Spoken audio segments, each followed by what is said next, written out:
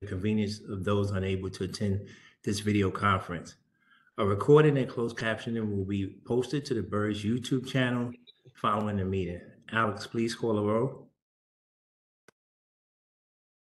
Good evening, everybody. Tazina Zad. Tazina Zad, present. Thank you. Aaron Bogad. Janelle Chacon. Marjorie Dienstag. Present. Thank you. Gregory Faulkner. Present. Thank you. Cherie Gibson. Present. Thank you. Angela Green. Present. Thank you, Dr. Green. Allison Hirsch. Present. Thank you. Ruth Maria Kenley. Present. Thank you. Kyle Kimball. Present. Thank you. John Madrick. Present. Thank you. Donald Nesbitt. Present. Thank you. Alan Ong. Kalira Salas Ramirez. Mahisha Sapp. Present. Thank you. Sarita Scott. Present. Thank you. Thomas Shepard. Present. Thank you. Karina Taveras. Present. Thank you. And Gladys Ward. Present. Thank you. Alex, do we have a quorum? Yes, we do. Thank you, Chair. Thank you, Alex. I'd like to begin the meeting with taking a moment to send my sympathy and compassion and condolences to Cherie and her family on the loss of a family member of hers. Cherie, you have sympathy and condolences. Thank you. Appreciate that. You're welcome. The first item on the agenda is noting of the minutes of the meeting of the Board of Ed Retirement System held on November 15th. May I have a motion to consider? So moved, Tom. Seconded, Gladys. Moved by Tom Shepard, second by Gladys Ward. When I call out all in favor, if you wish to vote in favor of approving the minutes, please unmute yourself and respond in favor. Similarly, if you wish to oppose or abstain from the vote, please unmute yourself and respond accordingly. When I call out any opposed or any abstentions, I'll begin with all in favor. Greg in favor. Three in favor. Allison in favor. Aye, John. Tom in favor. Angela in favor. Sarita in favor. Tazine. Any opposed? Any abstentions? I'm going to abstain from that meeting from approving the minutes myself because I wasn't present on November 15th. Okay, so the motion carries. The next item on the agenda is the Executive Director's update. Sandy, do you have any remarks for us? Yes, thank you, Donald. So a staffing update, we stand at 6 open head count as of today with another 2 confirmed departures in the next few weeks, 1 retirement from IT and a departure from fiscal operations. That will put us at 8 open positions at year end approximately. The anecdotes around hiring are disturbing. We had a call center hire that noticed us. They were not joining the morning that they were scheduled to report. I would expect that hiring will continue to be a challenge after the holiday season when that activity picks up. We continue coffee and chat sessions designed to engage staff at the department level. At these meetings, we're using HR's analysis of exit interviews, departing staff, reviewing the value of employment with NYC and BERS, and providing feedback opportunities. An update on our disability program. The exam room at 55 Water Street has been completed. The doctors for the Disability Medical Board are being onboarded with their background being confirmed right now. Room 101 at 65 Court Street. The renovation and outfitting of room 101 at 65 Court Street is substantially complete. We will be moving our counseling staff to the new headquarters over the next few weeks and expect to have an open house early in 2023. I want to thank Soraya Buckler, BERS Facilities Manager, and Paul Gallagher and his team at 65 Court Street for their efforts to position our counselors in an attractive new location, which will enhance member access. Our budget cycle begins early in January. BERS leadership team will begin work on the fiscal 2024 budget cycle early in January. At the January Board of Trustees meeting, we will do a detailed examination of the BERS budget history and accomplishments. A presentation will be distributed in the next week or two for trustee review before the January meeting. You'll be getting some important information tonight from Stephen Meyer, Chief Investment Officer of the Bureau of Asset Management, who will be reviewing performance. We welcome Steve. And you'll also be hearing from Merrick, our Chief Actuary, New York City's Office of the Actuary. You've met Merrick before, and he'll be discussing the discount rate and the used to calculate BERS liabilities, and is an important input into our asset liability studies. And then finally, I would like to thank the trustees who attended the Baruch Mopi Fiduciary Trustee Educational Sessions, which ended last Friday. I'd like to thank Donald Nesbitt, Russell Buckley, Ben Schenbeck, Cherie Gibson, Tazin Azad, and Marjorie Dean Stagg. They were actually very interesting conversations over the last few months, and I hope you got a lot out of it. Some opportunities for trustee training in the future. There are actually quite a few in the next few months. From January 17th to 20th, the Coriad Plant Sponsor Educational Institute in Key West. January 17th, the CFA Institute of New York will sponsor a market impact on pension fund accounting, management, and performance, where a number of BERS executives will be participating.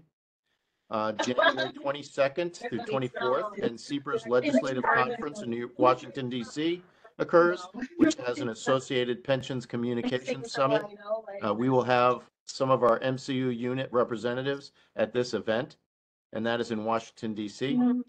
February 8th through February 9th, Axia's client conference occurs in New York. We will be getting more information as that comes to us from Axia. March 14th, Market Group's 10th Annual Tri-State Institutional Forum in New York City. We'll have a couple of BERS representatives presenting information about our investments. And then March 23rd through 26th, the Siegel Marco Client Conference is in Las Vegas. Just to remind you that BERS will cover any costs related to these opportunities and can assist in organizing participation. It is my view that accessing these training opportunities is an important opportunity for trustees. And with that, I thank you, Donald, and it's all back to you. If there are any questions, I'd be happy to respond. Thank you, Sandy, for that report. Are there any questions?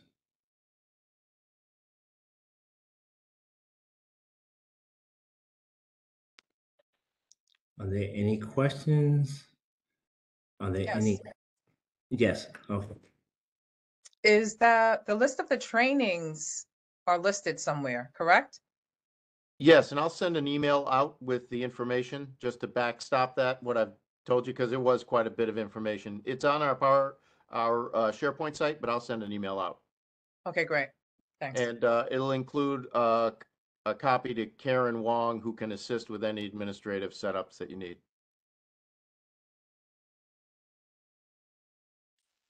Of the one note, the Coriad conference from the 17th to the 20th, very informational conference.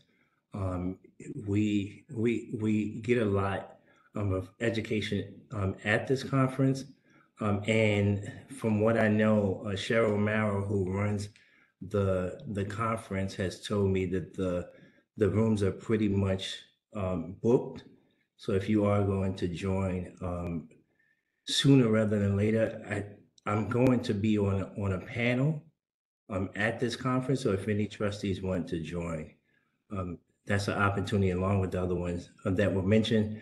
Thank you, Sandy, too, for the Baruch classes and the opportunities. I know I couldn't make it to all in a course, but it was very informative, the classes that I did make it to, where we went over all types of investments and just different theories. It was actually very educational course that made you think about some of the things and actions that we take at the board. Thank you. Any other comments? Any other comments? Seeing none. The next item, thank you again, Sandy. The next item on the agenda, on this afternoon's agenda, calendar items number 2 through 17, the ordinary business of BERS. May we have a motion to consider? So move, Tom. So move Tom, motion made by Tom. Do we have a second? Margie, second. Margie, second. Alex, can you please tell us about the ordinary business of BERS? Of course, these are the retirements, refunds, and death benefits that have been processed since the last meeting of this board. Thank you, Alex. Thank you, Alex. We will now have a vote on these items. All in favor of approving calendar items 2 through 17, please indicate your approval. Aye, John. Greg. Aye, Donald Aye, Nesbitt. Tom. I, Sarita Scott. Angela Boone. Gladys Ward. Any, Aye, Alan. Hi, Marjorie. any Aye, opposed? Keisha. Any abstentions? Thank you. Motion carries. Next on the agenda are the appointment of a trustee to the Controller's Strategic Accountability and Tactical Review and Oversight Committee, where may we have a motion to consider? So moved. Who, please state your name. Who is that? That was Kyle. Kyle Kimball. Yep. With the motion, do we have a second? Marjorie, second. Margie, second. The board is requested to appoint a trustee to the Star Oversight Committee. The last board meeting, Allison gave us information about the Star Oversight Committee. However, the board indicated it wanted to learn more about the committee before appointing a trustee to serve. Are there any questions from the board about the committee? So if there aren't any questions, I am able to answer the questions that Donald raised via email yesterday, if that would be helpful to folks. Yeah, this is Tom. I do have a question. So, I guess I'm curious, right? Because when you take STAR as an acronym, right, you're talking about, you know, it says Strategic Accountability and Tactical Review Oversight Committee. I guess I'm curious, right? Because it's my understanding that each of the retirement systems is independent, and I am curious or wondering if this particular committee is being formed where we as, let's say, BERS would have some sort of oversight responsibility over the other systems, and vice versa. So I guess I'm more curious than anything else, and I'm wondering if you know, Allison, if you could explain that part for me. Thank you. Sure. I think I can explain. I'll briefly answer that very quickly, and then I can go into Donald's questions, which I think will go even more deeply into the answer of that, Tom, which is the very quick and dirty answer is no. Each system, there are 5 retirement systems as set out by state and city statute. Each have an independent governance structure. Each have independent roles and responsibilities for the management of the administration and investment portfolio within each unique system there's no cross responsibility over systems. However, unlike the administrative staff of each system, so like, you know, Sandy and Daniel and Antonio and the team at BERS, or the executive director, et cetera, at any of the other systems, the investment staff is shared across systems. That is the structure that was put in place with prior to Corpus, right? The Comptroller's Office, as in statute, is the custodian of the pension funds across all 5 systems. And based on the delegated authority that each board gives to the controller's office, the staff of the Bureau of Asset Management also serves investment advisors to each of the 5 funds. So the staff is shared. The investment staff is shared across 5 funds, and there are differences in how each set of trustees across the funds engage with the systems, with the BAM staff. And there are similarities and differences in the needs that each system has and wants from BAM staff. And so one of the things actually we want to talk about on the STAR review is that, and I'll go into this before I get into the rest of Donald's questions, is that right now, the way corpus works, the way corpus funding works, BAM staff is paid for on a pro rata basis, right? So if you take the $250 billion, and I'm going to ask John Dorsey to jump in here and anything I'm misstating, but if you take the $250 billion portfolio that exists across all 5 systems, right? Of that, BERS is about 8 billion, fire is about 18 billion, police is about 40 billion, NYCBERS, I think, is 95 billion or so, and teachers about 100 billion, right? That math didn't work, but you know what I'm saying, right? So the staff at BAM is paid for on a pro rata basis based on the size of each system. Yeah, at the fiscal. Now there's been, sorry, John. It's based on the fiscal year end amounts. So we prorate off that fiscal year. Based on the fiscal year end. Got it. Thank you. So now that said, there's been a lot of discussion about different systems having different needs. And so BERS, and I'm not going to speak, I think I'm going to say a conversation at a different board, but I'll reference it here. I don't think anybody would have a problem. Like BERS and fire in particular, as the 2 smallest funds, have expressed interest and desire. And when Steve can jump in here too, and something that we think makes sense, which is, you know, not all, like, there might be opportunities for investment that make sense for the smaller funds and not the larger funds. But right now, the investment staff is really only paid for on a pro rata basis. And so there's not capacity within the investment staff to really like pursue those potential unique opportunities. So one of the topics for STAR is to think about understanding the individual unique needs of each of the systems. Are we staffed properly? Was the investment team staffed properly? Are there different, should some of the smaller systems maybe pay more corpus to get more individualized support? Same with the larger systems, right? Like, are there ways that we could be more responsive to the individual unique trustee and board needs that don't exist in the way we're structured now? Steve, I know you went on camera. I don't know if you want to add anything. Yeah, no, Allison, I couldn't agree more. It's really recognition of the uniqueness of each of the 5 plans. And, you know, any fiduciary responsibilities that we have within the Bureau of Asset Management comes from the trustees. So very respectful of that relationship. We're not trying to change anything that the trustees do or their meetings or the cadence of how they operate. Really, we're trying to provide a better service and support model in terms of helping you deliver those expected high returns to your underlying beneficiaries and participants. So again, we're not looking to reinvent the common investment meeting. We recognize that there's a need for uniqueness, and again, trying to support that more efficiently.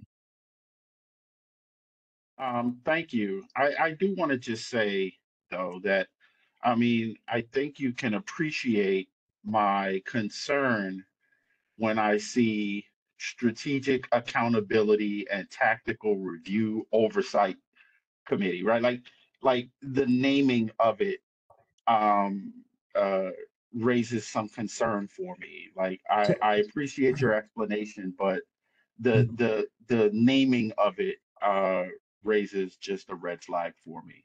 Yeah, Tom, if I can jump in, the accountability aspect is our accountability to you as trustees and you as board members. It's not your accountability to us, and it's not your accountability as a board to the other 4 plans. Again, it's how can we be more strategic and tactical in terms of providing that service and support model. And again, the accountability is not something we're looking to impose on trustees. We feel we already have that accountability, and we're trying to figure out how can we be more efficient and again, supporting and servicing the various trustees and the boards. Right, and just to put an even finer point on it, the idea is that this is a review that, based on conversations with trustees and with prior staff that, you know, Brad as controller wanted to do to ensure that BAM is accountable to the boards. And I can sort of get into the beginning of sort of answering some of Donald's questions here. And I'll explain this more in a little bit, but the Funston report, which Donald referenced in his email, was a report that was commissioned by the controller around the operations of BAM with zero trustee input or participation to assess how BAM, the Bureau of Asset Management, was operating. A final actually redacted report, the full report was never given to trustees. A final redacted report was given to trustees.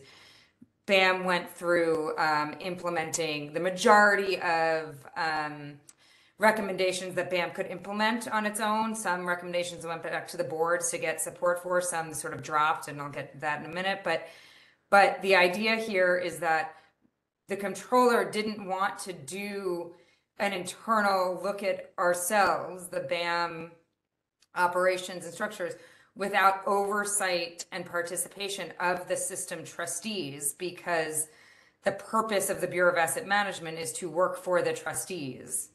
And so that's where sort of the oversight committee came from. Hi, I have a question. This is Angela Green. Hello, everyone. I'd like to know, what is the purpose of this committee coming on at this time? Has this been before? And I really want to know, I'd like to know from the prior trustees like Donald and maybe John Mazurek that, is this something that you would like to see with the respect to your members? If you understand what I mean. Am I clear? I guess, Angela, I guess Allison is going to answer the questions that I had in my email. But I guess for me, I think in my opinion, it was more important for us to look at the Funston report and some of the endeavors. And we as trustees never actually got a clear metric as to what was improved at BAM from that report. And it was never documented to us even with that report. I mean, that I'm not blaming on Controller Landa, right, as the report was issued before him becoming the controller. But I think it's important for us to look at that report, as the report was very clear and outlined that the investment program had become highly complex in the city of New York. The operational risks were very high, and operational failures were likely. The lack of adequate staff and resourcing, and the BAM culture as well. It also outlined in the report, I think it would just be prematurely proceed with another consultant in a system we're forming BAM without having a true measure of what actually was done under the Funston report. I just think it would be premature, right? And so for me, that was the reason for my questioning. It's actually been 7 years since that report was released, and the trustees again have never had a full accounting of the implementation and the things that were actually done.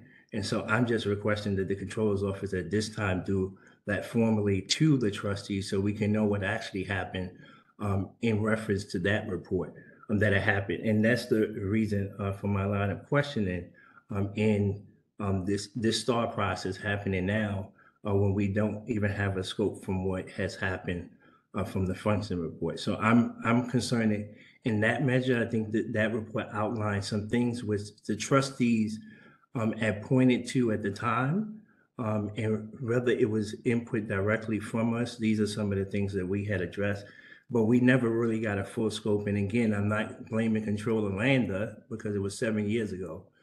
He's just becoming the controller, but I think we should look at those measures there, or at least, at the very least, know what was actually done and the improvements that was done in relation to BAM from the front of the report itself.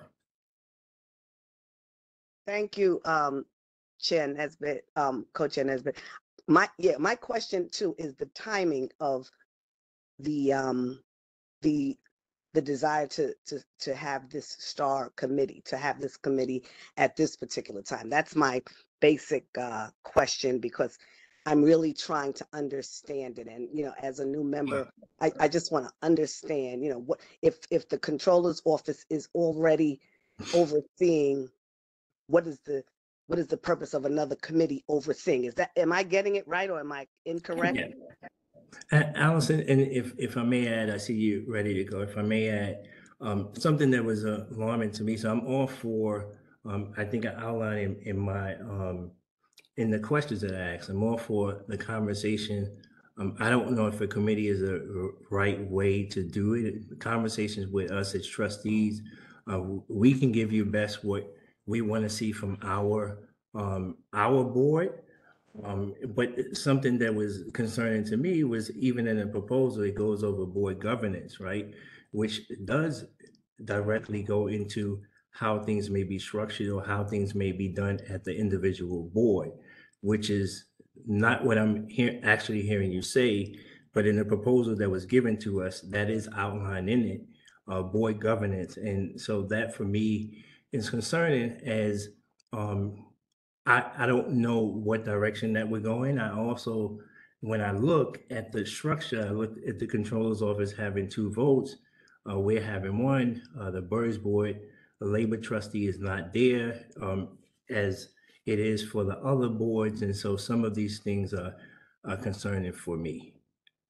So let me, if it's all right with you, Chair, let me answer Dr. Green's question quickly and then go into the sort of written responses to each of the questions that you laid out yesterday. Yes, that's fine.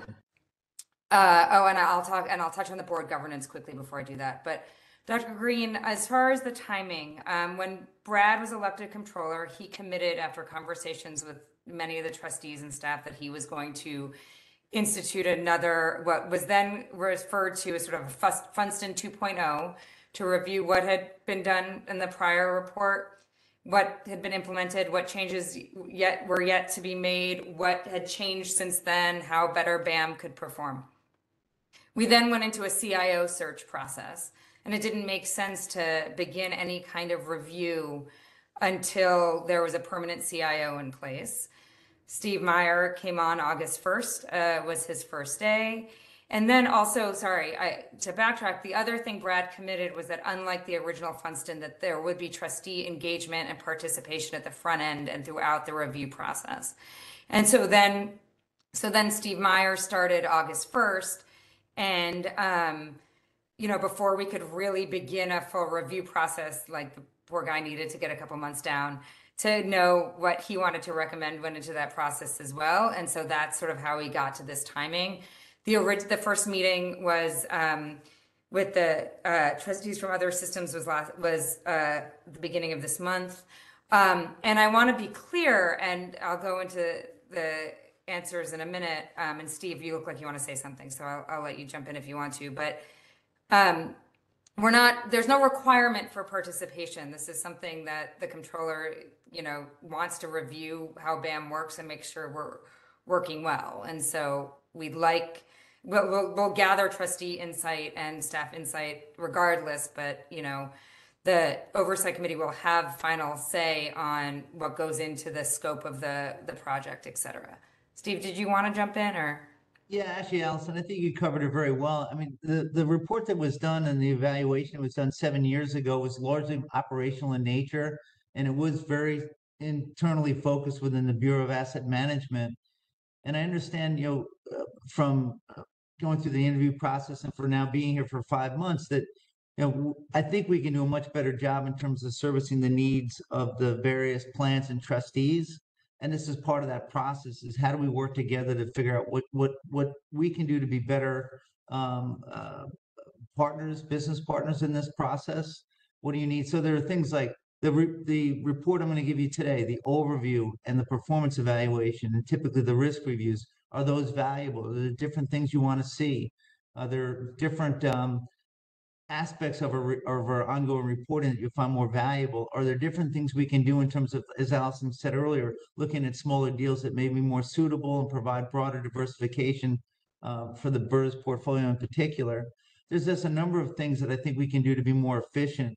I also, I've come from a position where I was a chief investment officer at a very large firm and had thousands of accounts. Here we've got 5 really important accounts that are all within walking distance of our office. And if we can't do an excellent job in terms of providing support and service, then we're really missing a great opportunity. So for me, it was really, how can we be better business partners? And really, how can we engage with the trustees to get their feedback in a more formal way, and then make the changes that will make us all more effective in our jobs and hopefully better stewards collectively of the capital we have under us. I'm going to start reading the answers to the questions, but I do want to very quickly just say, as I mentioned before, the trustees have final say, and the oversight committee final say on what's going into the scope and what's not. And so on the original memo that was sent around, put governance to understand whether there's any appetite to have that conversation. There is clearly less than 0 appetite to have that conversation, and it is not on the agenda. I just want to be very clear. Allison, I'm sorry, before you start, I do have one question. Is the implementation meant to be short-term, or is this a permanent committee?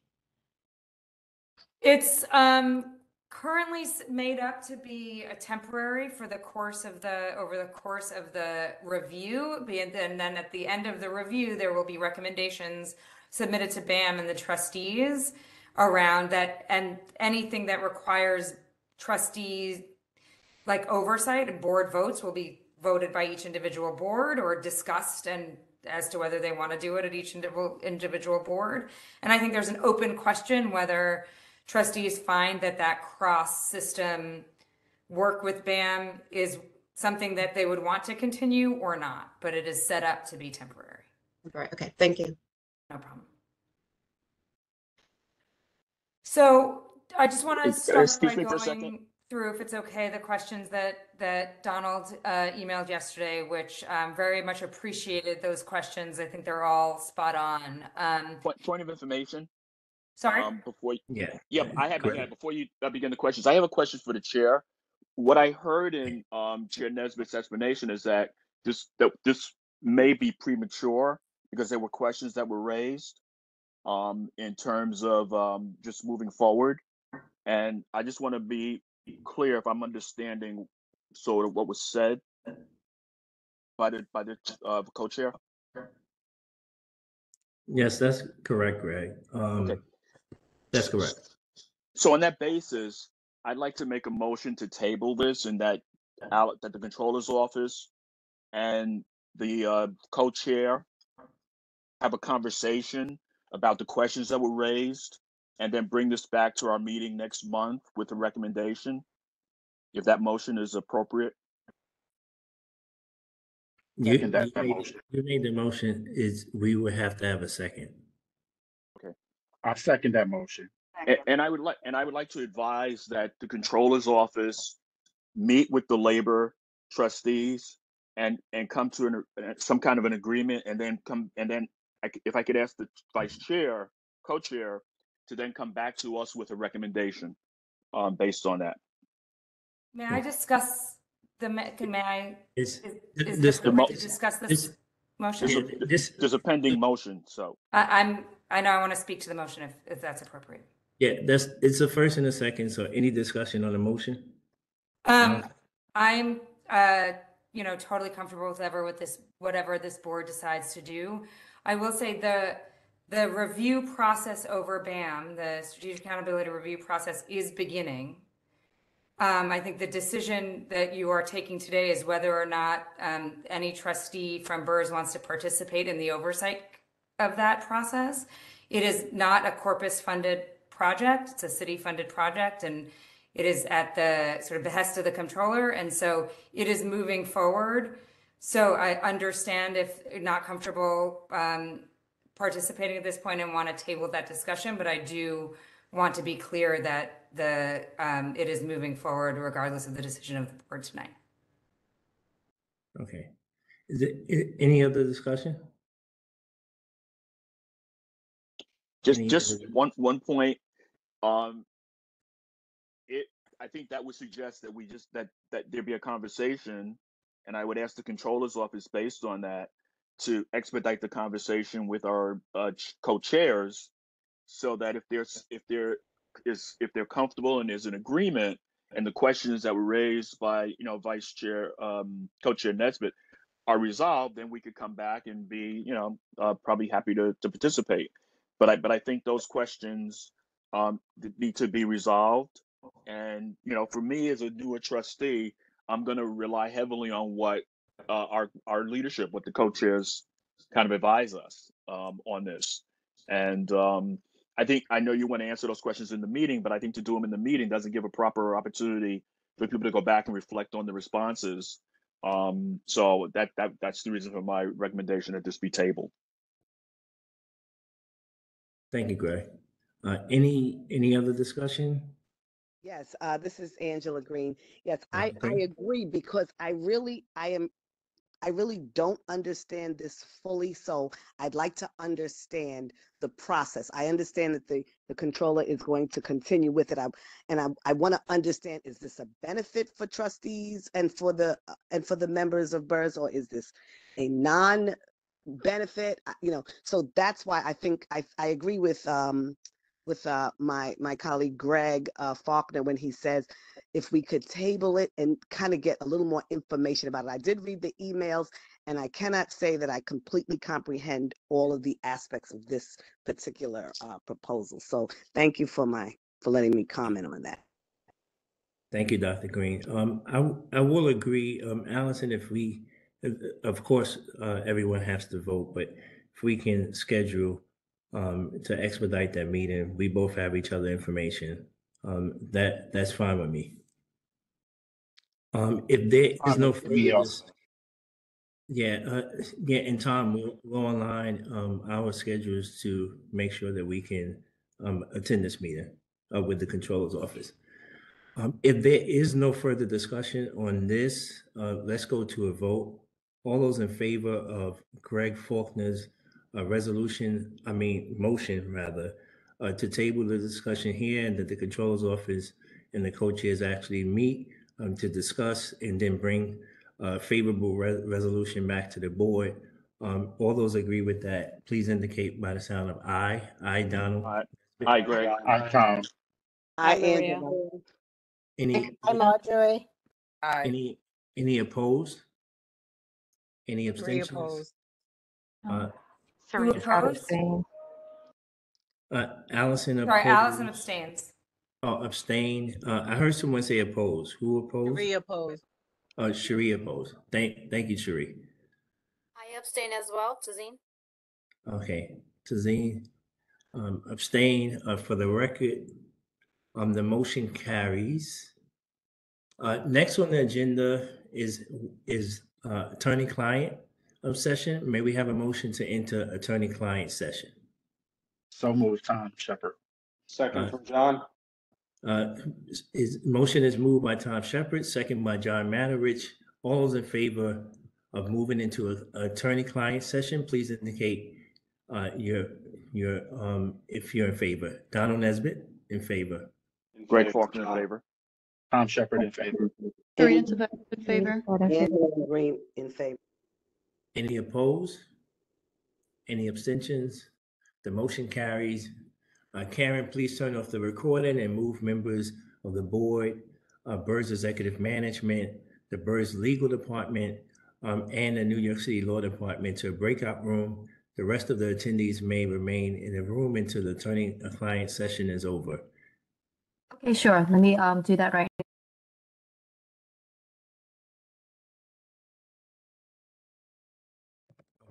Are we good to go? Yeah, Karen? we're back and recording's resumed. Yeah, recording has resumed, so you may proceed. Okay, thank you, Karen. The next item on the agenda, well, we're now back into public session. Next item on the agenda is calendar item number 19, adoption of the Disability Committee's recommendations. May we have a motion to consider? So moved, Tom Shepard. Second from John. Second, was that Kyle Kimball? Second, Kyle Kimball. On December 8th, the Disability Committee met and reviewed 9 applications of disability retirement. The committee voted to make recommendations to the board regarding 8 of these applications. Are there any questions from the board? Are there any questions from the board? Are there any questions from the board? Seeing no questions from the board, let's vote. All those in favor of approving calendar item number 19, adoption of the Disability Committee's recommendation, please indicate if you're in favor. Donald Nesbitt in favor. Angela Tom Green. Shepard in favor. Gladys John. Ward in favor. in favor. Kyle Kimball in Three favor. in favor. Marjorie Alan Gleason Allen in favor. Tazeen in favor. Any opposed? Any abstentions? The motion carries.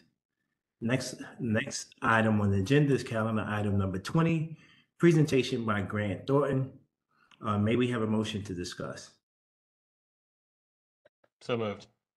So moved, Kyle Kimball. Kyle Kimball, yep. Second, do we have a second? Seconded Gladys. Second, Gladys Ward. Grant Thornton has conducted an annual audit of BERS financial statements. We have representatives here from Grant Thornton to give a presentation of the audit's finding. Chitra, please introduce the team and Grant Thornton.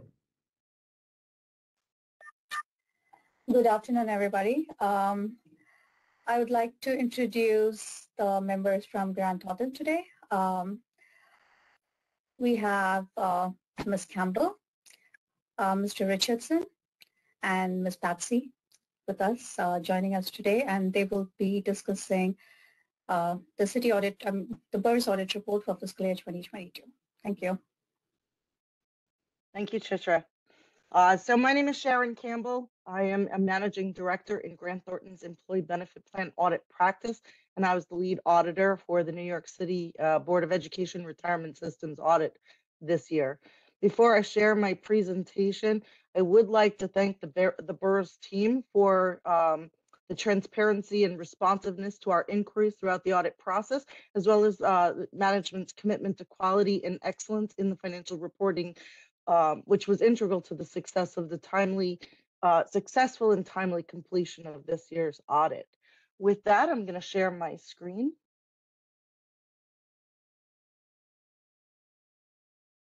Let's see.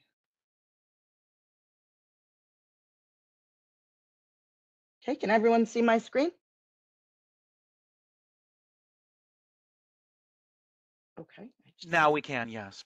Okay, excellent. Let me shut all these notifications off. All right.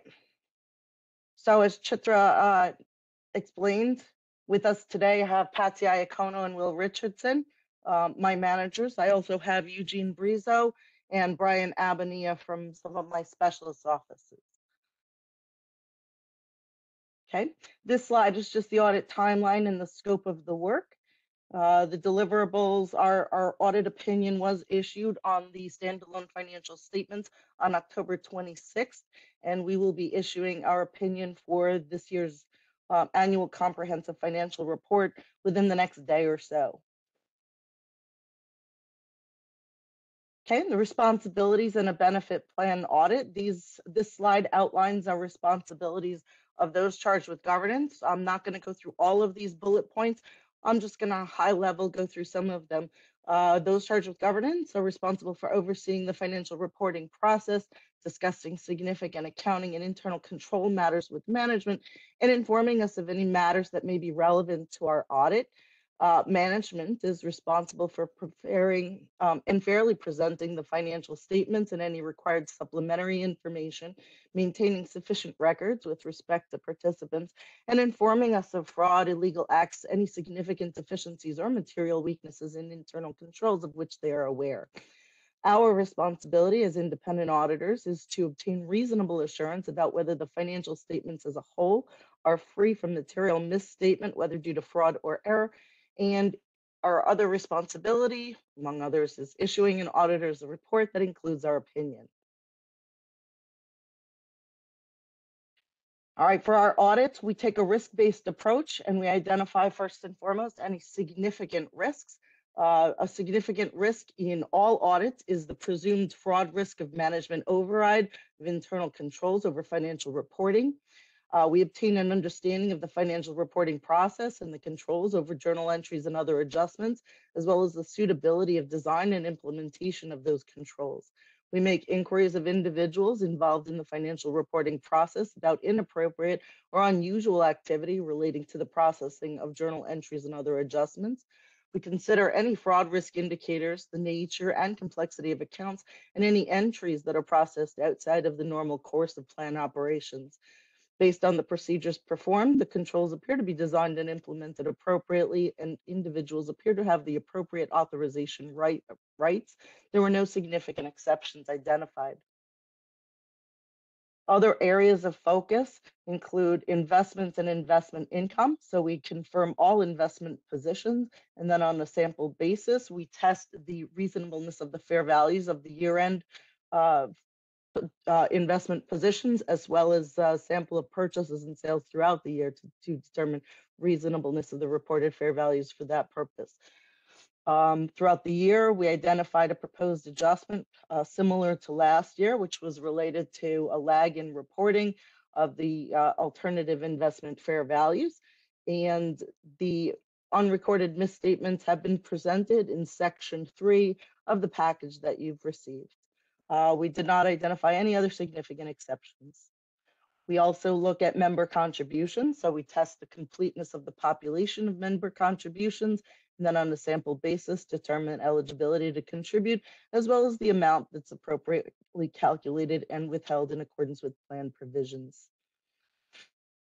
Another area of focus is benefit payments. Again, we test the completeness of the population of the benefit payments, and on a sample basis, we select certain benefit payments, review the supporting calculations and the documentation to determine that the member was eligible to receive the type of withdrawal, that the benefit payment was appropriately authorized, and that the amount was calculated in accordance with plan provisions.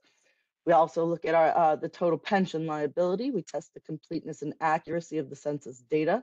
We assess the reasonableness of the actuarial assumptions and inputs used in the calculation of the pension liability with the assistance of our in-house actuary. And then on a sample basis, we test members included in the census data for completeness and accuracy of the selected demographic data. Other areas of focus include member loans, information technology, general controls, and adequacy of disclosures. Okay, as mentioned earlier, we use our compensation and benefits consulting practice, which is comprised of dedicated employee benefit plan specialists, including our in-house actuary, to evaluate the reasonableness of the actuarial assumptions and methods used. We also use our New York pricing group for evaluation of investment values. We used a subcontractor this year, similar to the last 2 years, Galeros Robinson. Okay, as part of our procedures for responding to the presumed fraud risk of management override of control, we do use whole ledger analytics. And this slide just goes into a little detail on that process. Okay. This slide is just a reminder that cybersecurity, internal controls, and segregation of duties is a key area of focus for us. And then from an information technology general controls review, the in-scope applications in the areas of focus included CPMS, PMS, and NICAPS. And we focused on security administration, program maintenance, program execution, technology operations, and cybersecurity.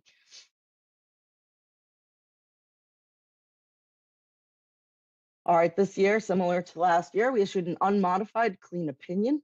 The system adopted GASB statements 87 and 97 in the current year. There were no scope limitations. We had open and effective communication with management, and any internal control and best practice recommendations were discussed with management. We expect to issue our opinion within the next day or so for the annual comprehensive financial report, the ACFR, and it will include the GFOA Certificate of Achievement for the 2021 ACFR. Okay, we talked about the audit adjustments. Again, the unrecorded audit adjustments are included in section 3 with the management rep letter included in the package. Management believes the effects of the unrecorded adjustments are immaterial, both individually and in the aggregate to the financial statements as a whole. Okay, as part of our required communications, we're required to communicate the quality of accounting practices. The system's significant accounting policies are detailed in the notes to the basic financial statements. They're considered appropriate in all material respects and are consistent with the prior year. Significant estimates include the fair value of investments as well as the total pension liability and the related disclosures. And we've assessed the financial statements and disclosures for clarity and completeness. Footnote disclosures to the financial statements appear to be informative, consistent, and clear. Okay, other required communications. We're required to communicate annually any of these matters. So we're not aware of any going concern matters. We're not aware of any fraud or non-compliance with laws and regulations as it relates to financial reporting. We're not aware of any significant deficiencies or material weaknesses in internal control over financial reporting. We're not aware of the use of any other auditors related to this audit or the use of internal audit. Related party transactions are appropriately disclosed in the financial statements. We did not identify any significant unusual transactions. I'm pleased to report we had no disagreements with management.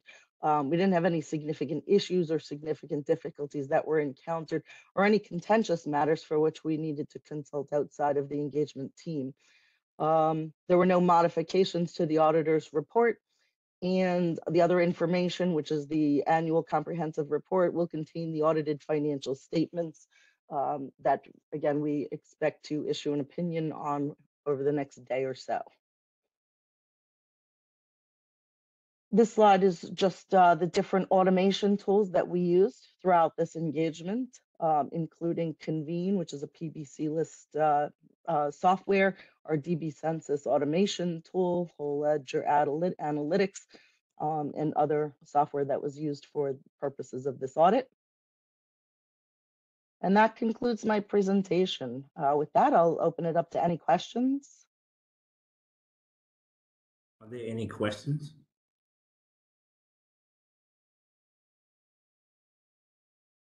Are there any questions? Are there any questions from the board? Seeing no questions or no hands raised, thank you for your presentation this evening to the board. Thank you. Absolutely, thank you. And I want to wish everyone happy holidays and a happy and healthy new year. Thank you. Yes, same to you. Thank you. The next item on the agenda is calendar item number 21, performance presentation by Steve Mayer, our Deputy Controller for Asset Management and Chief Investment Officer. Steve? Great. Thanks, Chair Nesbitt. I'm going to give you a quick abbreviated overview today of the economy, the financial markets and investment markets, as well as your specific performance for the third. Sorry, Steve. I need a motion to discuss. Sorry. Oh, sorry. Motion from John. So moved. Motion, Second John time. Malkovich. Second time, Shepherd. Steve, the floor is yours. Sorry about that.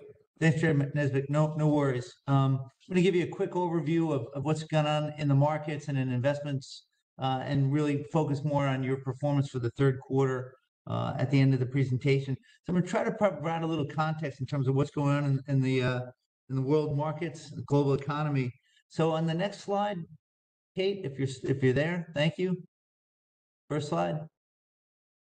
Inflation's obviously been on top of everyone's mind and certainly in the press. It's a concern for the Fed. It's certainly a concern for the White House as well as individuals that are impacted negatively by inflation. Inflation actually hit a 40-year high in the third quarter of this year. But the good news is fourth quarter reports have been somewhat encouraging, and then inflation's moving lower. We continue to see very strong employment in the U.S., which is putting significant wage price pressures, particularly in services, and creating inflation in the economy. We also have some residual supply chain bottlenecks that are creating inflationary pressures as well. Those are much lower than they had been, say, a year ago. We also see some impact of the oil and energy price shocks associated with Russia's invasion of Ukraine and the impact on oil and natural gas prices as well. And recently, Fed Chair Powell reflected that inflation has spread broadly throughout the U.S. economy. So it is certainly a topic that the Fed is very focused on. On the next slide, there are a couple of charts here. On the top right-hand side, you can see CPI was at a 40-year high in the third quarter at 9.1%. The good news is in November, it's come down by 200 basis points or 2 percentage points to 7.1%. So certainly moving in the right direction. The core personal consumption expenditure measure of inflation, however, has been a little more sticky. That's the Fed's preferred measure, and you can see that on the yellow line on the chart. And it is at around 5% now and hoping to move lower in the coming months. On the next slide, inflation is a problem certainly here, but also abroad. This chart shows on the far right-hand side, you can see the red line. It reflects what I just said, that inflation's come off its high here in the States. It's also come off its high in the Eurozone, moving down from about 10.5% to 10%, but it's still over 11% in the UK, so there's still more work to be done there. Kate, next slide. Actually, skip that slide and move to the next one, please. U.S. employment continues to be very strong. The November employment report came in above expectations at creating 263,000 jobs. In the third quarter, unemployment hit a 50-year low at 3.5%. In October, November, it's been slightly higher at 3.7%, but it's still, relative to historical standards, very strong. And both October and November exceeded market expectations in terms of job creations here in the States. On the next slide, looking at unemployment, we still have a considerable imbalance associated with early retirees. The yellow portion of the chart reflects the labor force participation rate, which is still about a little more than 1% below where it was prior to COVID. And that is equivalent to about 3 million jobs. We currently have an imbalance in our labor market where there are 4 million more open positions than there are candidates to fill those positions. And the Fed hopes to balance the labor market imbalance by slowing job growth, and that's why they're raising rates and tightening financial conditions. On the next slide, U.S. third quarter GDP growth was up 2.9%. That was revised up from 2.6% early. This follows 2 consecutive quarters of negative GDP growth in the first and second quarter of this year. The fourth quarter actually looks pretty strong as well, at coming in around 2.5% to 3%. So even though the economy has been slowing, it's still, or the Fed's been raising rates, the economy has been fairly resilient. And the global economy continues to be sluggish overall, with growth rates between 2% and 3%. On the next slide, again, looking at international and U.S. growth, that red line that hovers above all the others is the Chinese gross domestic product over the last 10 years. Typically, they've been coming in around 7-8% and have been a real engine for driving economic growth around the world. And you can see that as the pandemic hit, growth fell off there as well, was negative, recovered a bit afterwards, but continues to languish around 2.5%. They're still having some issues with their COVID protocols, and a recent uptick in COVID within China is pressuring the growth rate lower. On the next slide, housing is one significant factor negatively impacting growth. And you can see on the lower left-hand side of that chart, that red line is actually the existing single-family home sales, which are down over 20% since the Fed's first rate hike in March of this year. So a pretty dramatic decline in housing activity that will have a profound impact on slowing growth as we move forward. On the next slide, more on housing. Overall housing inflation is poised to move lower. The green line shows the new lease inflation coming down. So those individuals that are actually renewing their leases, the lease rates and the amounts they're paying are higher, but at a declining rate to where they had been, say, in July. And the owner's equivalent rent, which is marked in blue, is nearly peaking and hoping to move lower in coming months as well. On the next slide, personal savings. The U.S. consumer has been incredibly resilient, and you can see that evidence somewhat in this chart. The surplus savings that were achieved during COVID peaked at about $2.6 trillion, and that certainly has helped support spending as the Fed has tightened financial conditions. But this dry powder has been depleted, and you can see that on the lower right-hand side of the chart. That red box indicates deficit spending, which you can see on the next slide equates to an increase in consumer credit, particularly credit card debt has moved significantly higher in 2022, particularly among the lower half of wage and income earners in the U.S. On the next slide, the Fed's response to this increase in inflation has been incredibly aggressive. We've had 7 rate hikes year to date. We don't expect any more through the end of the year. But we've had a rate hike in March of 25 basis points, followed by 50 basis points, and then 4 75 basis point rate hikes. You have to go back to the very early 1980s to see something comparable to that in terms of the Fed's aggressiveness. And more recently, last week, we had a 50 basis point increase in rates, going off the lower zero bound to a level between 4.25 and 4.5%. So a significant increase in rates in the States.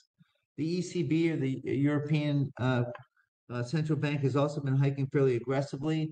In fact, they raised rates 50 basis points last week as well, as did the Bank of England.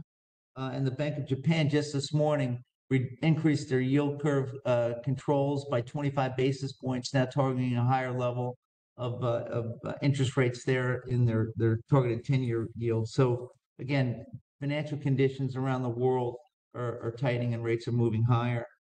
On the next slide, Kate, just on the top chart, you can see evidence of how aggressive the Fed's been on the far right-hand side. Again, that represents those rate hikes that I spoke of, with the exception of the 50 basis point hike last week is not reflected here, but a very aggressive Fed. On the next slide, you can see evidence of that relative to how quick and how fast and furious the Fed has moved this year. And in red, you can see that typically over a period of months, the Fed has been incredibly aggressive. And if you think back to the most recent Fed rate hiking cycle in 2016 to 2018, the Fed hiked rates 25 basis points and then were on hold for a full year. So the pace, the 425 to 450 basis points of rate increases this year have really been noteworthy and somewhat historic. On the next slide, the significance of the bond market declines this year cannot be understated. The 10-year yields have moved from a starting level of 1.5% this year to as high as 4.25% in November.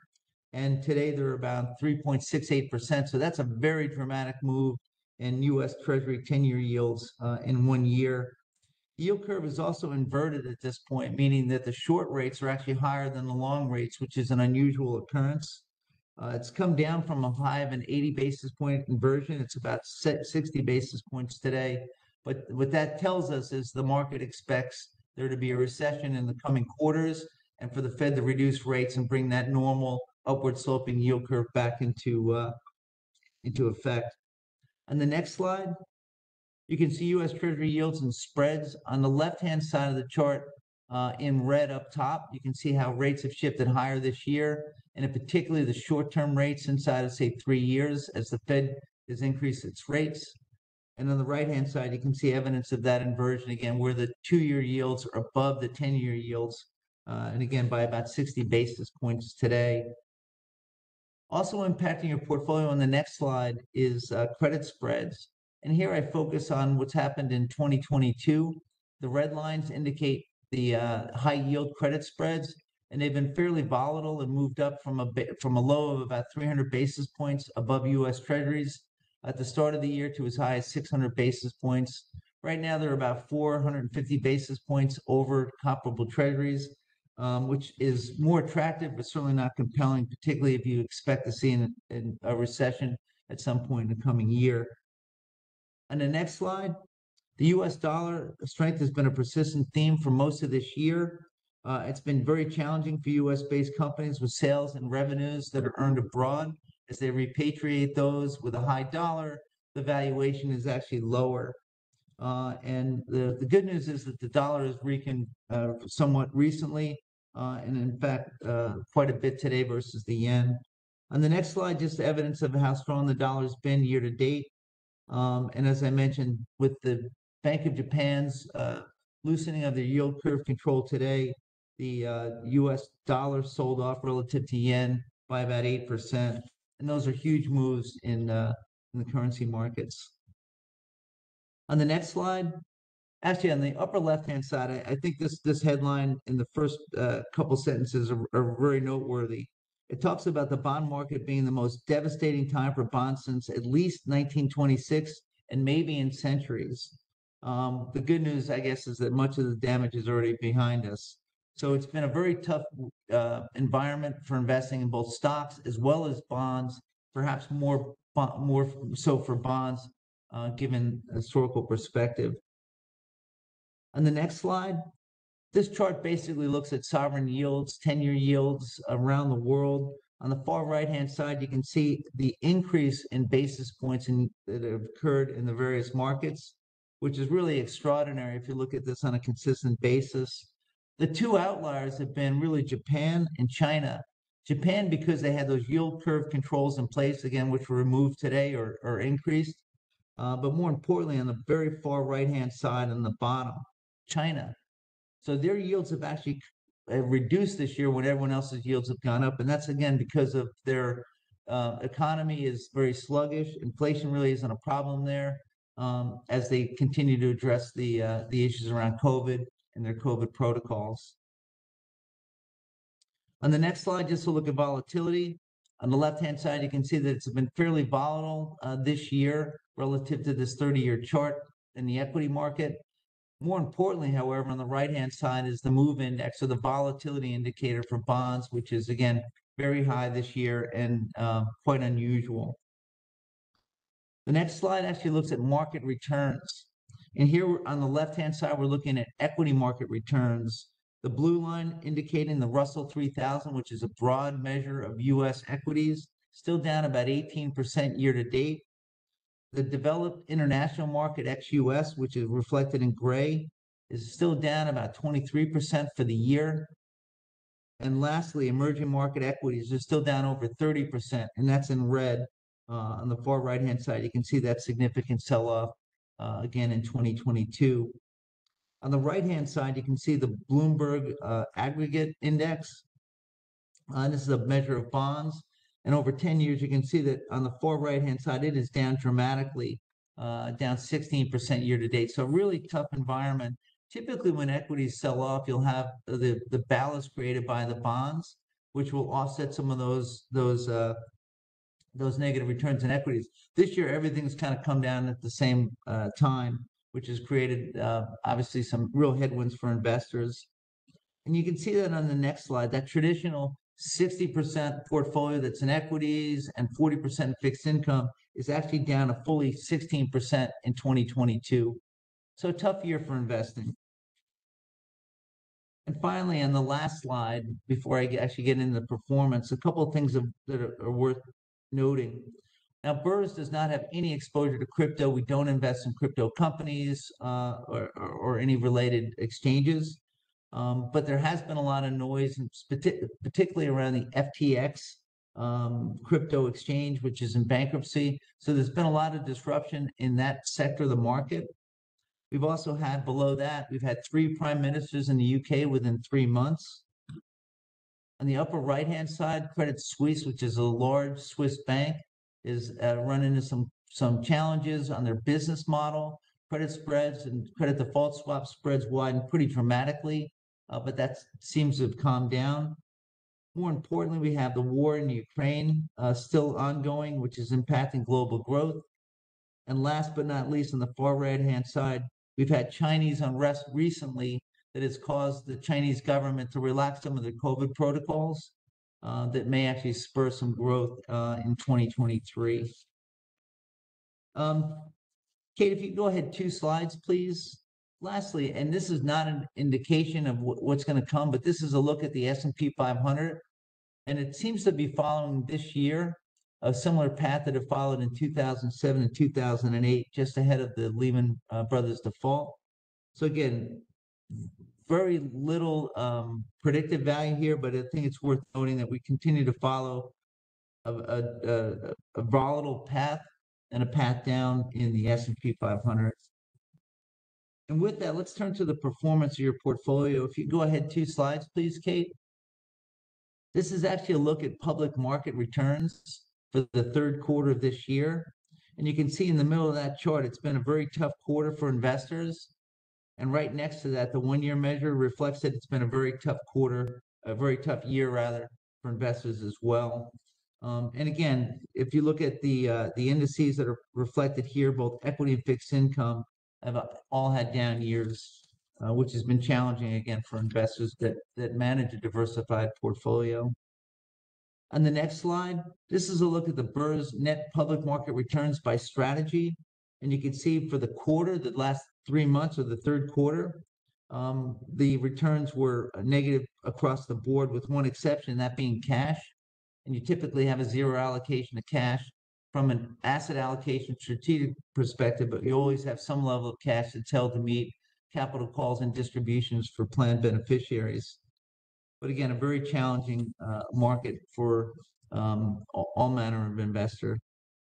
I'd say more positive news in the next slide is a look at the BERS net private manager returns by strategy. And here, the private markets have actually outperformed the public markets. And if you look at over the last year through June 30th, you can see that the returns for private equity are up 11%, real estate, private real estate core up 30%, non-core real estate up 20%, infrastructure up 12%, and opportunistic fixed income, again, that number's through September 30th, up just under 3%. So that's been fairly positive. Again, the private markets have provided some level of ballast against the public market declines across both equities and fixed income. On the bottom portion of that slide, you can see BERS net plan performance through September 30th. Again, for the 3 months ending September 30, you actually outperformed your policy benchmark by 130 basis points, which is positive. On the next slide, it actually gives you a breakdown of what the causes were for that outperformance. And you can see that we had a little bit of a drag on performance from an asset allocation overweight, underweight perspective. But on the far right-hand side of that chart, you can see 140 or 1.4% in returns that are attributed to your investment manager's selection.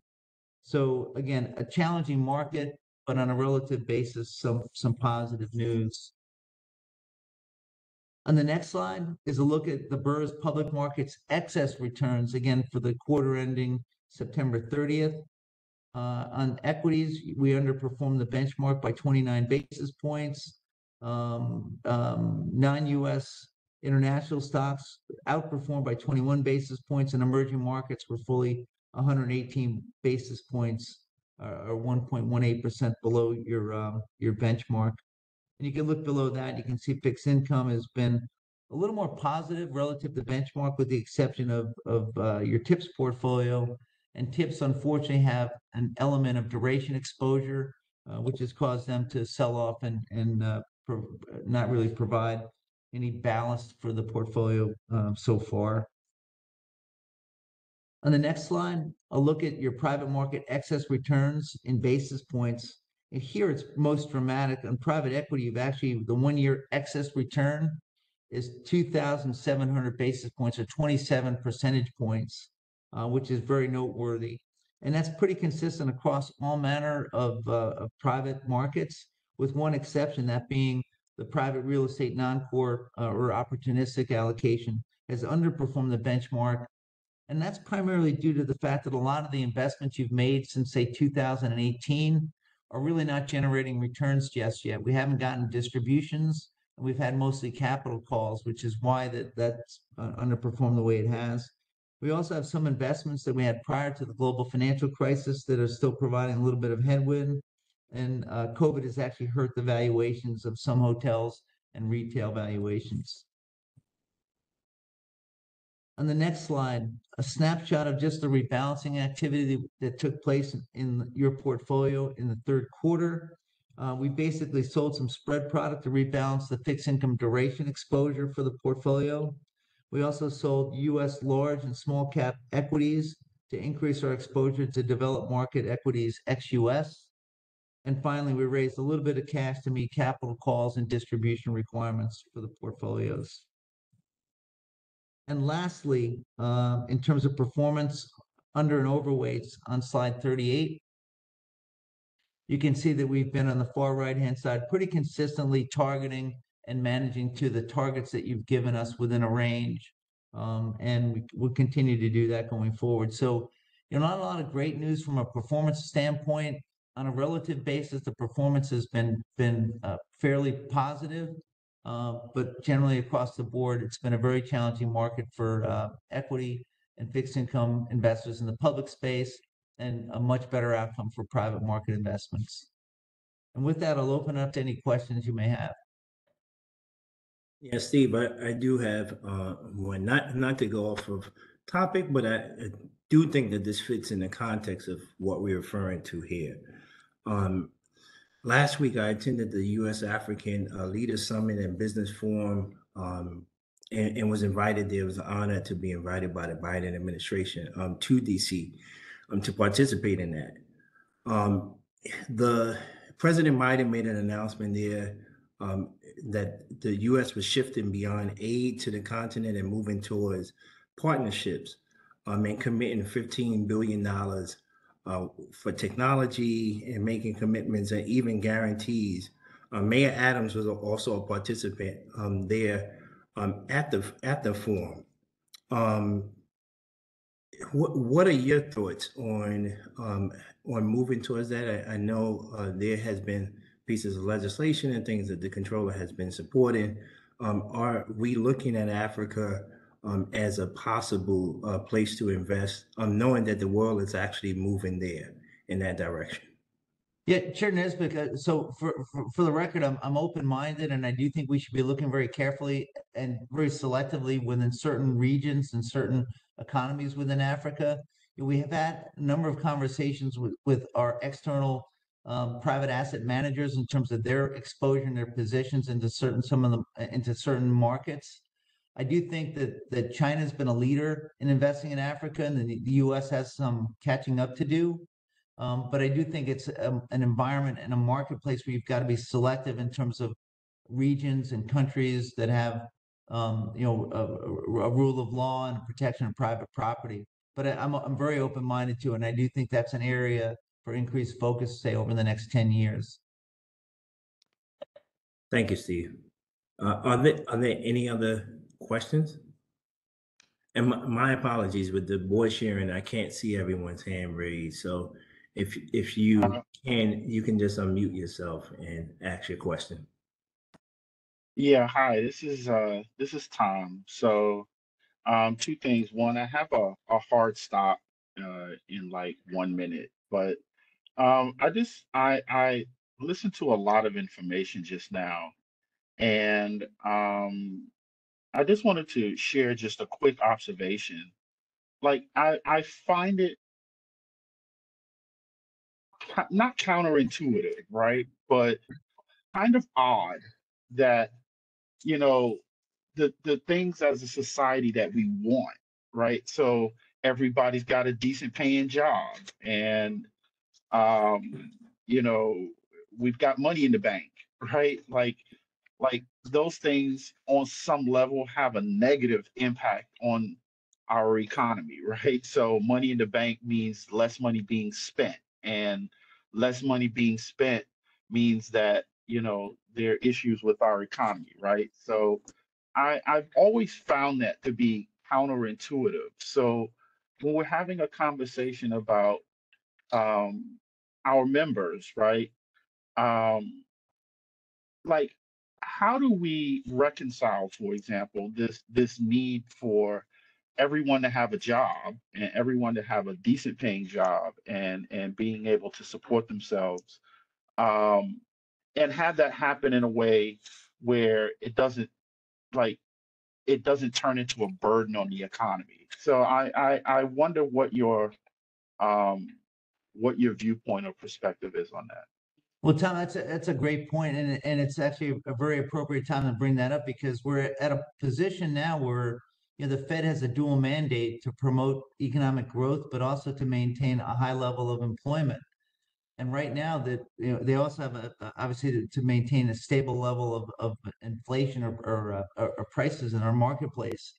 With inflation being so high, the Fed's going to have to focus on reducing inflation at the expense of causing people to lose their jobs. The expectation the Fed has is over the next 12 months that the rate level of unemployment will rise from 3.7% to approximately 4.6%. And again, that's what they're trying to do. They're trying to slow the economy enough so the imbalance in the labor market can correct itself. But I agree with your sentiment that everyone should have an opportunity to have a job and have money in the bank. And it does seem as though some of the things that we value as a society at certain times really aren't consistent with those two goals and two basic human needs. Thank you. I just want to say have a good evening, everyone. I do have a hard stop, so I just wanted to say have a good evening. Thank you, Tom. Enjoy your evening. Thanks, Tom. Are there any other questions on Steve's report? So I have a question. Okay. So I have a question. Cherie, and then we'll go Gladys next. Hi, Steve. So part of one of the things that we were discussing in the Baruch class was about the interest rates and how the interest rates, the increase is going to continue way into 2023. So based on that knowledge, if the Fed continues to increase that rate, how do we protect the portfolio? What decisions or things do we need to be making or looking at or keeping our eye on to protect what goes in the portfolio as the repercussions of their continuing to increase the rate? Cherie, that's a great question. And again, you're right. The Fed does expect to continue to raise rates. Right now, they had the recent economic projections that called for a terminal rate or their end rate of basically on average 5.1%. So if we're at 4.5% now, that implies another 25 basis point rate hikes and a little bit more. So they're going to continue to raise rates probably through the first quarter. But remember, Cherie, those are short-term rates that they're raising. So on the short end of the curve, it makes your cash that you have a little more valuable. It makes your short duration assets a little more value if they're floating rate and the level moves up as they raise rates. But it also, once the Fed gets to their terminal point, the expectation is the market will start looking then forward to with them eventually cutting rates. And you'll have potentially some upside associated with the backup in longer yields. If everything starts to kind of normalize and short rates come down and the rate yield curve shifts downward, you have price appreciation. So I think that at the level of interest rates and yields today, that the portfolio is better positioned to have that balance, that offset against any further declines if they happen in the equity markets. Gladys, what? Hi, Steve. I asked this question with the assumption that your answer will be purely speculative because none of us know. But how far do you think a market correction will go, right? Because, when you have a bear market, it goes down, it goes up, it goes down. It's sometimes it's not consistent because we started seeing this probably, I think, if it was May or June when everything dipped, and then there was a little bit of a rebound in July, and then it slipped again in August, it slipped again in September. And I think that happens, of course, when consumers start to fear a recession. But at some point, the markets do correct themselves. Mm-hmm. So are we in that phase now where the market is beginning that auto correct, if you will, or do you see that coming later on down the line? Because inflation is still, you said in part of your presentation that we are seeing it lower just a little bit, but not a lot. Yeah, so the CPI came down from 9.1%, I believe, in June, and it's now 7.1% or 200 basis points or 2 percentage points lower in November. And it's moving in the right direction. What I worry about, however, is the Fed has been committed to getting that level down of inflation down to 2%. And I do think, given the conditions we're currently seeing in the employment market, that's going to be a little harder to do. And what I worry about is you get these very quick gains where rates come from 9% down to say 5 or 4%, and then they're stuck there for a while. So Gladys, to answer your question more directly, I'm not really very optimistic for 2023. I think there's probably more pain to come. The economy still seems relatively strong. The consumer still seems to be in pretty good shape, and the employment market's strong. And if the Fed is trying to engineer, well, what they're really trying to do is engineer a soft landing where they raise rates, they slow the economy down enough without pushing it into a recession. That's hard to do, particularly when they've gone so aggressively in terms of raising rates from, again, albeit a zero bound, but it's very rare for them to hike above 25 basis points, let alone 50, and then have the 475 basis point rate hikes. I think is well, the last time you saw that was in 40 years ago. So right, I was going to say almost unfounded if we're going in a period of time that we would all be aware of. It would be unfounded, right? Okay. So Thank you. what I worry about is growth slowing and inflation being sticky, and that's what everyone's concerned about, the stagflation that we saw in the 1970s. Again, for very different reasons, you worry about that in the present day. So I think you're going to see more volatility. I think you'll see more uncertainty. I think you'll probably get a clearer sense for where the economy is going. I think the Fed will probably finish, again, it's dependent upon where inflation is, but probably finish their hiking cycle in the first quarter of 2023, and then leave rates where they are for a prolonged period of time as inflation more slowly works its way down. And, you know, I think you'll probably see a fairly dramatic reduction in economic activity in either the second quarter or the second half of the year.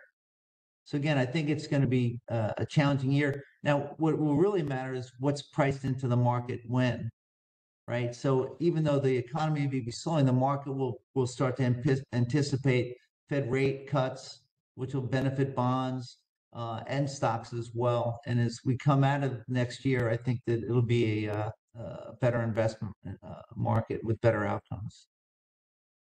Thank you.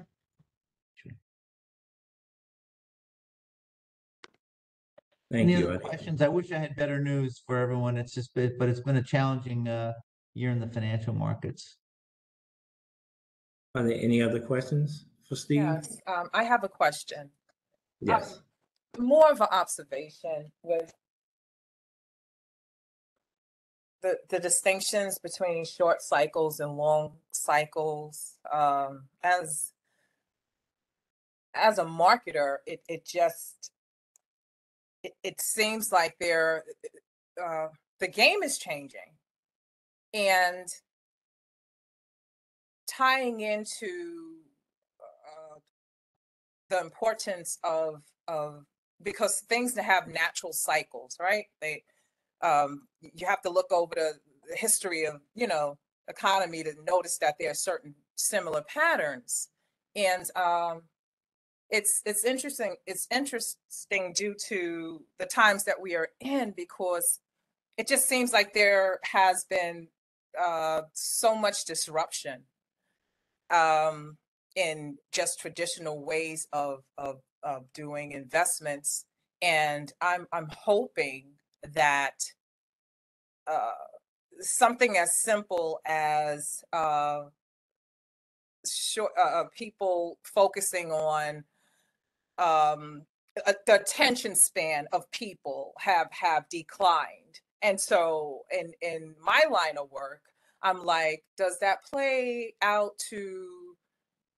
impact how people invest? It's almost as if people are not, they have transitioned, or a section of people, from long-term investing to short-term investing. And you see a lot of that with the new money, how you can like create an app and get a few million from it, and then you just pull out, and with no regards of people who possibly invested in the product or what have you. So these are just observations on how people are creating opportunities that are pretty disruptive. It's disrupting in the way as in these are different avenues that people are going to learn how to invest. You look at Robinhood, you look at different other app platforms. It's almost like a different language. Yeah. And when it comes time also to minority businesses, and when we talk about these the monies that pool that are specific for this type of thinking, I think that it will be in people's best interest to lean in more, because people are literally redefining the game as we speak. Like something as simple as the process, the OTP, the process that it takes to engage in looking for a job. Now, I know as a marketer, there's the fold, and if anything takes more than 2 or 3 clicks, you kind of lost your customer. Like it's too long. So when my students come back to me and say, you know, there are about 10 actions it takes to upload your resume on LinkedIn, I automatically know that the people who participate in that, they're going to drop out. It's going to decline because how people are doing things is different. And so I'm just curious to know, and again, you know, this is from a marketer's perspective, either merging some of the new ways that people move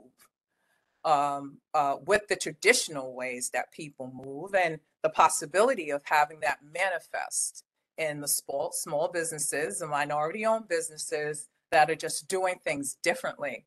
And so that's just what I wanted to, you know, share today, that it's just different patterns that we're seeing. So those are some great observations, and I do share your concern that when you talk about investors being impatient, there's a difference between investing and speculating, and a lot of the folks that are new to investing may not realize that they're in Robinhood. We saw the uplift in meme stocks over the last couple of years that have, you know, obviously went way up and then came way down. We are long-term investors. We don't speculate. We are not nimble, and we're not nimble by design. So we go through this process, Maisha, where we have an asset allocation study that we typically do over every 3 to 5 years, over an economic or a market cycle. And basically, that's the rules of engagement that you provide us. We have an asset allocation, we have targets that we need to hit, and we're very methodical in terms of how we do that. One of the things that I worry about is short-term thinking. We're long-term investors. We should be thinking out 7 to 10 years, and we are. The importance of me trying to provide an update and trying to provide some context to you as trustees is because your underlying beneficiaries may ask questions. Hey, what's going on in the market? I heard that rates are up. How's that impacting our portfolio? It's important for you to have that knowledge when you get those questions. But rest assured, we're thinking long term, that we are not speculating in the portfolio. Again, any changes that we would make would be to the asset allocations that would be done and approved by you as trustees. So it's a slower process. You know, we as I said, we're not speculators. We're long-term investors. We manage a diversified portfolio across public and private assets that are located around the world. So if you take any comfort in what I have to say today, it's again, we are consistent long-term investors. That's how institutional investors think and act and should behave. But I'm sensitive to the fact that you've got constituents that may ask, hey, I've read this in the paper, or what's going on in my portfolio? Is my retirement safe? So we try to provide that context, but again, always thinking longer term. We think about, it's not speculating, it's not timing the market, it's being consistently in the market over a long period of time. It's having a global perspective, and most importantly, it's having a long-term outlook and investment horizon. But those are wonderful observations. Yeah, definitely. Just like, you know, having a class full of students, and you observe that some of the students are substantially younger and they think different. I just, you always want to have an ear open to how and what people are bringing to the table that is not traditional, right? And how that, impacts, different generations or anything moving forward. It doesn't have to just deal with investments. It just has to deal with, the jargon and the language and how people are moving in real time and how people are thinking in real time. So it's almost as if you are including that language within what it is that you're doing. Yeah, and depending upon how we specifically invest the assets again through the investment managers, through that allocation process, we have exposure to some of those innovations and technologies such as artificial intelligence, robotics, CRISPR technology or gene technology, over time, quantum computing. Those are the types of things that we have, positions in based on how we invest in private markets and public markets and different sizes of companies. The things that I think about, again, trying to have a longer term focus, and I don't worry about things I can't control, but we're thoughtful around, say, the changing dynamics between China and the US, the geopolitical risk that potentially poses for global markets, the impact of climate change on inflation, the impact on deglobalization or onshoring or nearshoring or friendshoring has on inflation, the demographic impact of people retiring either earlier or just consistently as the baby boomers around the world age, and how do we think about immigration as a part of that. So those are the types of things that as long-term investors we should be thinking about and reevaluating when we think about our investment portfolios. Again, that would be represented and more formalized through that asset allocation process that we would do with your general consultants, and again, bring all that to the Board of Trustees for approval and consent. Got it. Yeah. Yeah. Thank you for those comments. Thank you, Steve, for your report. We have a few more items on the agenda for this evening, so I'm going to move to those items. Thank you, Steve, for that Thank you very much, presentation. Next item on the agenda is calendar item number 22, authorization to the Controller of the City of New York to invest, sell, and exchange the funds of the retirement system. May we have a motion to consider? Motion from John. Motion, John Matteridge. Second.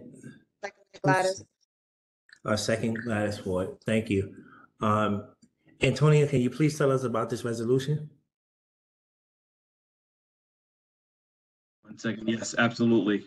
This resolution is standard. It allows the Comptroller's Office as investment advisor to implement the decisions of the board. This is, we typically do this on a quarterly or annual basis. I believe this time we're doing it on a quarterly basis to allow them to implement the buy and sell securities and implement the resolutions of the board for new investment managers. I believe this is till March 31st, 2022. Are there any questions from the board? Any questions or remarks from the board? Any questions or remarks from the board? Seeing none, let's go to a vote.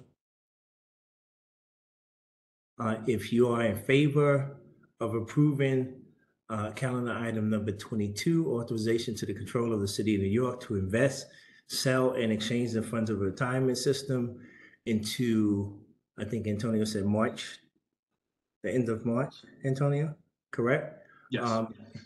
Please state your approval. Approval, Donald Nesbitt. Yes, Greg. John. Approval, Kyle Kimball. Yes, Tazina Zab. Approval, Angela Green. Approval, Gladys Ward. Approve, Sheree. Any opposed? Approve, Margie Dinstag. Thank you, Margie. Any opposed? Any abstentions? The motion carries. The next item is calendar item number 23, authorization to the Executive Committee to approve certain transactions. May we have a motion to consider? So moved. So moved. Second from John. Dr. Angela Green, with the motion, second from John Matteridge. Antonio, can you tell us about this resolution? Yes. Starting last year, so starting in December 2021, the Board of Trustees authorized the Executive Committee of the Board of Trustees to approve certain month-to-month investment items. These include fund selection, so investment managers under a certain threshold, for private markets $50 million, and for public markets $250 million. In addition, the Executive Committee acts as the proxy committee, and so is allowed to authorize the Corporate Governance Office of the Comptroller's Office to approve their shareholder proposals for the year. Importantly, certain investment decisions remain with the Board of Trustees. The asset allocation decision remains with the Board of Trustees. Any private market investment above $50 million will go to the full Board of Trustees. Changes to the investment policy statement still goes to the Board of Trustees. And the choosing of investment consultants still go to the Board of Trustees. But this allows the BERS to act more quickly on month-to-month decisions. This was instituted because we had, especially given the size of this board, we've had several months where we did not have quorum and were unable to invest in a timely fashion. So this allows, we have the current Executive Committee is made up of the 2 labor trustees, the representative of the Chancellor, and 2 additional members from the board, along with their alternates. So this allows us to make timely decisions, but then at the same time, the largest decisions for the board, the major decisions still come to the Board of Trustees. And happy to take any questions. Any questions for Antonio? I have one question.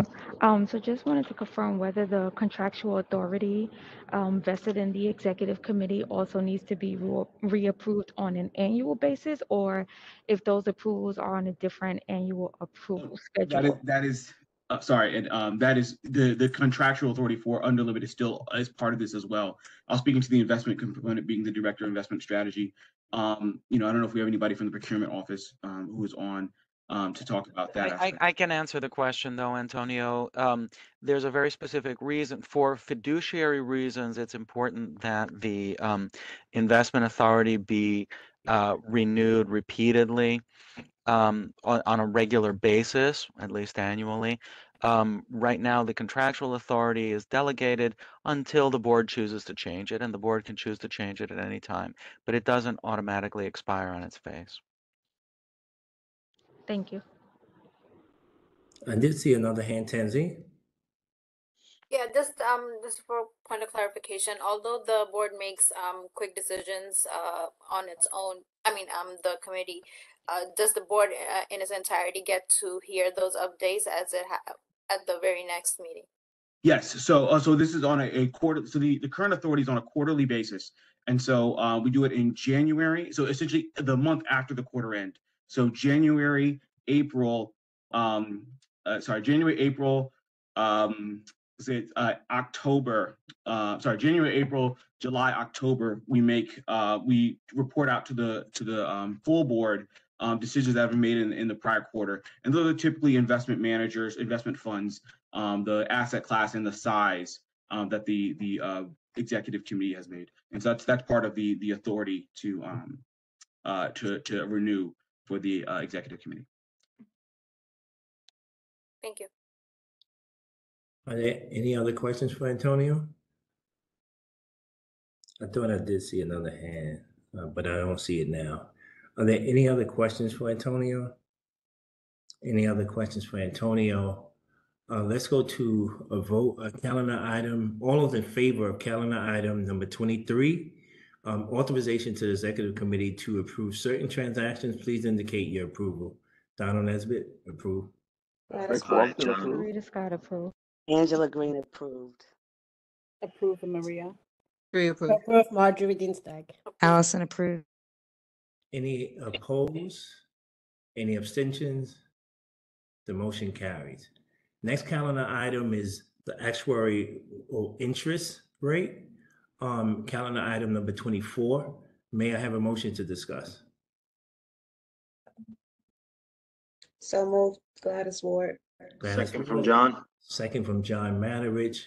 The actuary's office has asked us to know for discussion purposes the actuarial interest rate. Merrick, our chief actuary, is here to discuss. Merrick, the floor is yours. Thank you. I'm going to just share one document here. I have a one-page slide to help with the discussion here. So if you don't see it, let me know. So the actuarial interest rate for BERS is currently 7%. This is the interest rate we use to discount plan liabilities. So in the industry, it's called the discount rate, or in statute, it's called actuarial interest rate. In your statute, it's set to expire on July 1st, 2023. So that would impact the contribution rates calculated for fiscal years 2024 and later. Now, the actuary doesn't set the discount rate. The state legislature does, based on recommendations from all the stakeholders. So my recommendation is to keep the discount rate, the actual interest rate at 7%, and simply change the expiration date 2 years. So extend the 7% through July 1st, 2025. And we're asking the board's support for my office to work with the law department to put together the proposed extender bill to submit to the legislature. Now on the screen is just a one-page slide kind of highlighting my thought process around this, answering typical questions people have about the actuarial interest rate. So I'll just go through this quickly.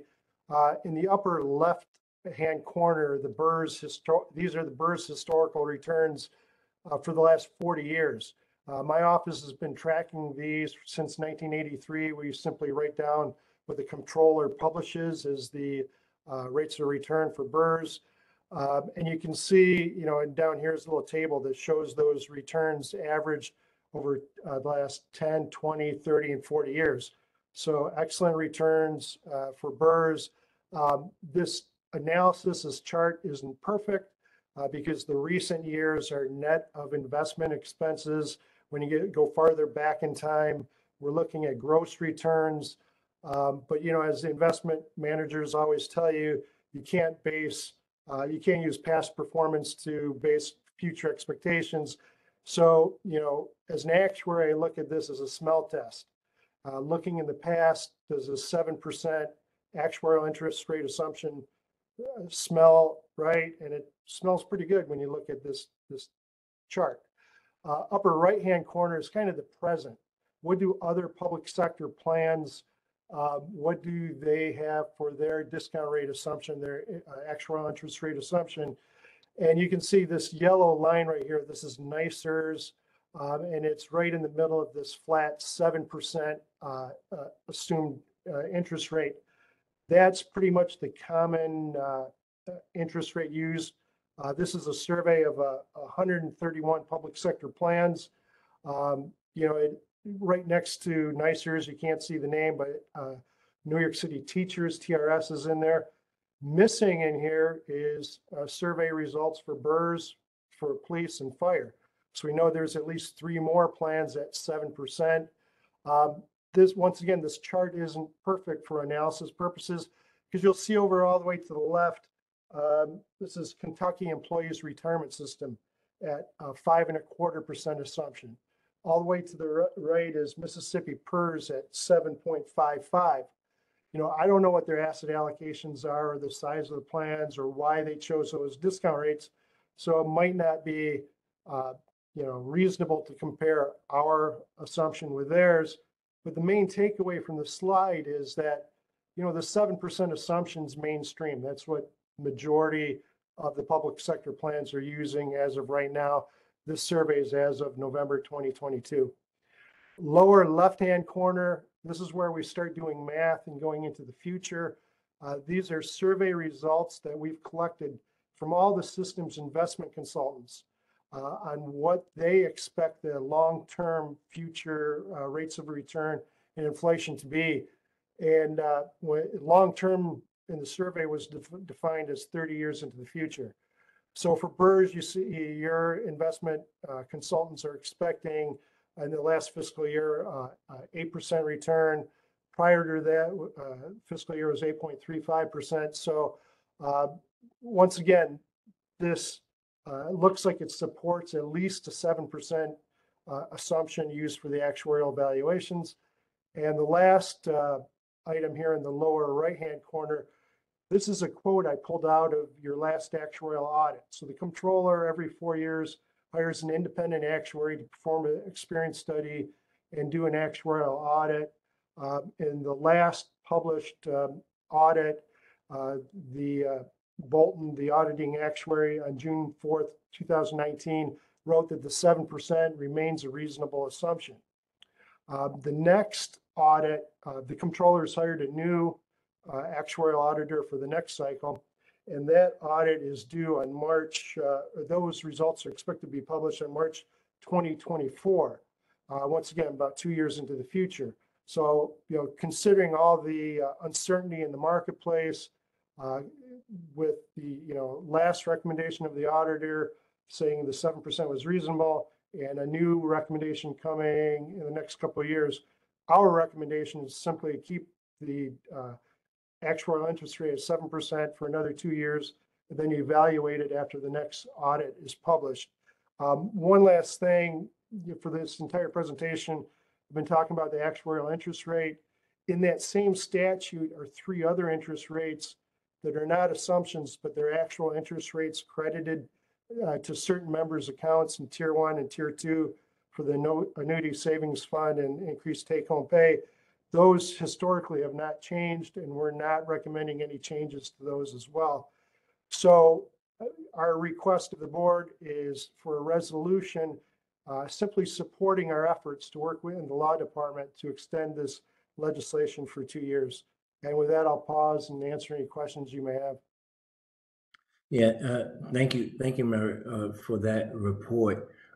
For information purposes, calendar item 25 is for us to support the continue legislation for discontinued interest rate. So I know we were viewing calendar item 24, which was the actual report, but just for the record, consideration for support of the legislation is calendar item 25. So Merrick actually took 24 and 25 at once. Are there any questions on this report?